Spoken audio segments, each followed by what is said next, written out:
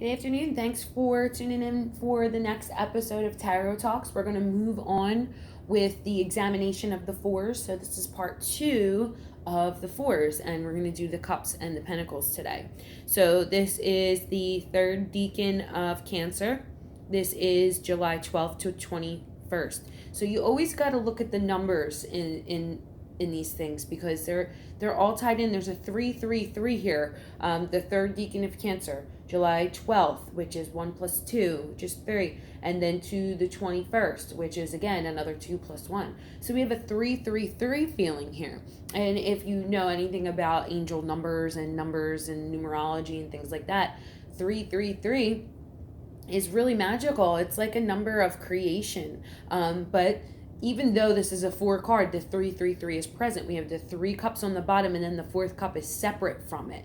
And we also have moon in Cancer. That's what this card is. So we have the full powers of the moon, the maiden, the mother, and the crone. So keep that in mind, and we'll get to that in a minute. So this is the Lord of Blended Pleasure. I feel like blended pleasure for this card means that he is kind of in the ups and downs. Like you can be happy about certain things, but then you can also start thinking too much and kind of get disenchanted. So the exoteric meaning of this card, when you get it, like just in a general reading, if you're just giving general, if you're looking in the pictorial key, or like you're just getting general meanings from general books, it's going to be disenchantment, like just not fully realizing the gifts that are given to you, because again, 4 is about abundance. So this card and the next card, they both have the closed off body posture where the hands and the knees and the legs are close to the body. So there's not an openness. There's a closed off feeling to these 2 cards, where the other cards were more about, the 4 of Swords was about getting your mind right and going deep into the conscious mind and realigning, taking that pause to realign. The other card was taking a pause to celebrate and enjoy. This is taking a pause to study the emotion and figure out what's really going on here. So exoterically, he is being given a gift, and he's not realizing the gift that he's been given. So this magical 333 equates to 9, which is the God number, okay? And eventually I want to do a video on this because it's really, really cool. The 9 represents the Hermit, which is the all-knowing, the all-seeing, the old man inside of us. So this is, since we have the maiden, the mother, and the crone here, this is that crone energy, that knowledge, and the person that is completely in touch with all of their gifts and their powers. So for me, I truly feel like this card, because it is a moon in Cancer, it is about absorbing. You absorb, as the moon, you absorb the energy of the sun, and then you need to actually kind of transmute it and put it back out again. So he's sullen, and he's not feeling so much himself, because he is absorbing the emotions of everyone around him. And the cup is, this is your gift from the universe. So this is not realizing the psychic gift that he has. So this is clairsentience, which a lot of people now, you'll see it on Instagram a lot, are calling it empathy or empaths, the power, the empathic abilities. But I think when you call it empathy, you don't really give it its full credit as a sixth sense. It's clairsentience. It's part of the other clairs, like clairvoyance, clairaudience, clairsentient. It's very much a sixth sense, and it's very much something that a lot of us have, and a lot of us get these deep depressive states because we don't understand that these emotions that we're picking up aren't ours. They're not really, we don't know where they come from. We're like, I'm depressed and I don't know why.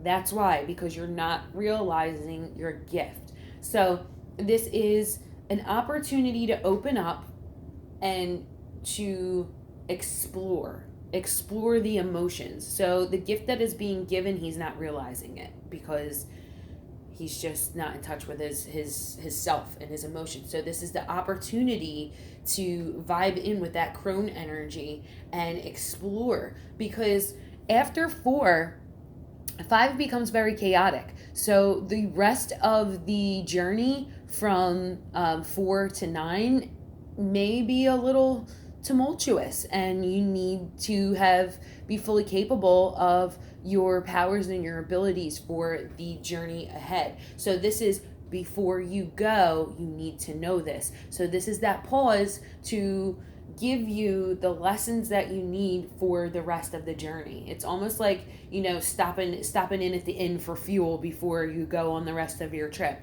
Like, this is what you need to know about yourself, to keep you sustained for the journey ahead. Deep shit, man. Deep shit. All right. So the next one is 4 of Pentacles. Okay. And this is the 3rd decan of Capricorn, January 10th to the 19th. And again, here with these numbers, January is the 1. Okay. And then we have the 1-0 of the 10, which is the 1, and the 19th, which 1 plus 9 is 10. In a numerology, we drop the second number, or we add it down, and 10 is 1. So this is the ego, okay? And I feel like this is the I. The 1 is the I, is the I am. It's the staff, it's the rod, and that's where your I comes from, because it is the initiative energy of the head and the mind that we're talking about. Even though we have the earth, which is material wealth, we're going to get to that in a second. This is Sun in Capricorn, and anytime the sun comes in, you either have the energy boost, like the battery power, which you do have. So exoterically, you're going to read this card as, someone who's able to accrue wealth, or has accrued a lot of wealth, or is about to accrue a lot of wealth. Again, it's 4, so we're talking about abundance. But this is very much esoterically, it's an ego card. The ego is the thing that you identify, the thing that you say is me or is I. But it really isn't, because it's only a collection of images and thoughts and feelings, and what is really behind the ego is the true I am. But anyway, if you're talking about the sun, you're talking about what you identify with, and the ego is a dangerous thing. It's always afraid of losing. It's afraid of losing its material wealth. It's afraid of having its foundation shattered, and it's always kind of like me, and get this, and stock up and store and hoard. And that's what this card is about. It's a warning to understand that you can have as much wealth that you want, all the wealth in the world, but if there's no one to share it with, then what is the point of having the wealth? So this is, hey, stop and look at what you're doing. So this is that pause. Stop and analyze, where are you going with all this wealth? You're not, it doesn't help. It doesn't accrue happiness. It's just material things. If our systems in America get hacked, our bank systems, and all of your wealth is tied up in investments and it's in bank accounts, then it's gone. As soon as that hacker gets in and erases those numbers, you ain't got shit. And then what do you have after that? What is wealth after that? The wealth is clean water, fresh air, love, compassion, emotional support from people. Like, those are the things that money can't buy. So this is talking about, so Pentacles is also very spiritual. It talks about spiritual wealth. So it is 2 sides of the coin, no pun intended.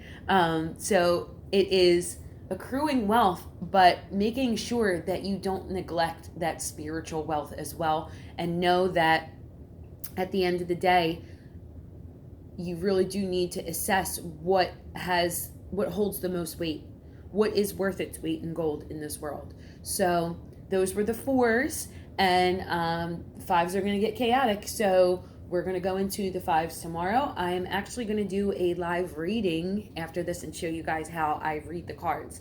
So stay tuned for that, and I will see you shortly. Have a great day.